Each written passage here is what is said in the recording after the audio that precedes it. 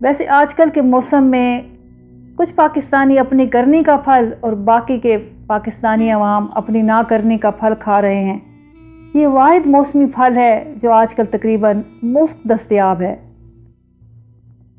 अस्सलाम वालेकुम। अल्लाह से दुआ है कि आप सब अपने प्यारों के साथ खुशबाश और बाफियत हों। आमीन सुम आमीन।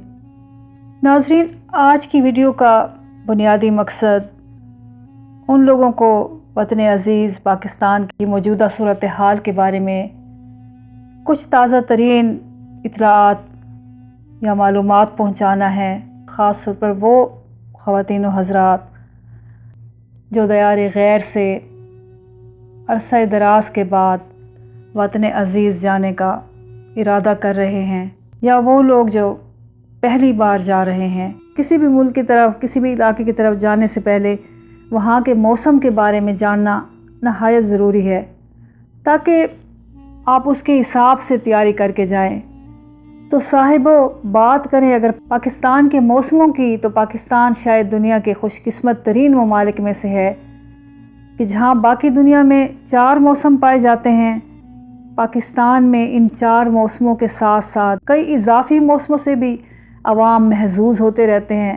अगर पाकिस्तान की मौजूदा मौसमी सूरत हाल का जायज़ा लें तो इस वक्त मुल्क के तकरीबन तमाम इलाकों में खौफ व हिरास का मौसम, बेशतर इलाकों में अफवाहों का मौसम और कई एक मकामात पर साजिशों का मौसम मई जून की गर्मा गर्मी के साथ पूरे अरूज पर है। वक्फे के साथ मुल्क के मुख्तलिफ मकामात पर शदीद तूफ़ानी बारिशों का सिलसिला भी जारी है, जिनसे काफ़ी नुकसान भी हो रहा है।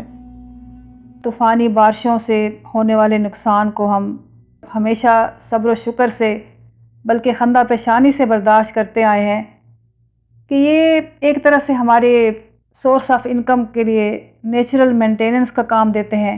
और बेवक्त की तूफ़ानी बारिशों से तबाही आती है और उसके बाद जो सैलाब आते हैं, जिनसे मज़ीद तबाही और नुकसान होता है। मीडिया के ज़रिए जो हमारी मुल्क की तस्वीर जाती है बाहर की दुनिया को, इस सारी तबाही बर्बादी की, तो इस गैर मुल्की इमदाद से हमारे मुल्क के अच्छों का भला हो जाता है। और रहे ये बारिशों और सैलाब के मुतासरीन, तो अहले वतन की इमदाद के बाद अल्लाह उनका वली वारिस। जोग्राफियाई लिहाज से भी पाकिस्तान बहुत खुश नसीब है कि इसमें सारे जियोग्राफिकल लैंड फार्म्स पाए जाते हैं। वादियाँ, पहाड़, मैदान, सहरा, दरिया, सब कुछ पाया जाता है माशाल्लाह, अल्हम्दुलिल्लाह।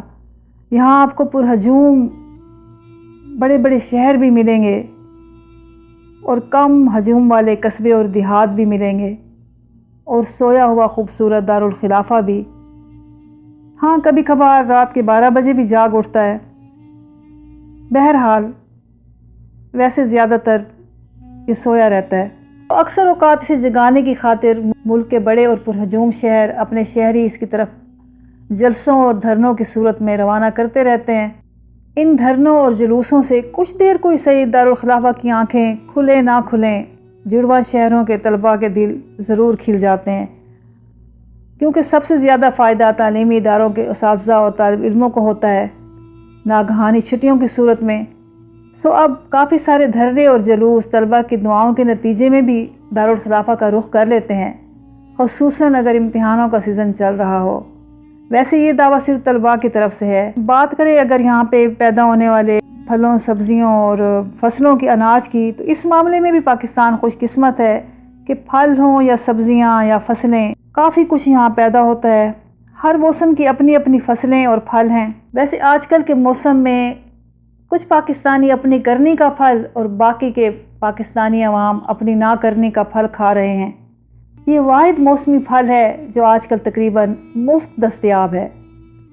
फसल की बात करें तो जिस तरह फसली बटेरे होते हैं, इस तरह की एक फसल लोटों की भी है। ये वो वाहिद फसल है जो सिर्फ पाकिस्तान में ही काश्त होती है और यहीं पर ही इस्तेमाल होती है। हो सकता है आस पड़ोस में भी उगती हो, लेकिन इसकी ज़्यादा पैदावार का सेहरा हमारे मुल्क के सर ही जाता है।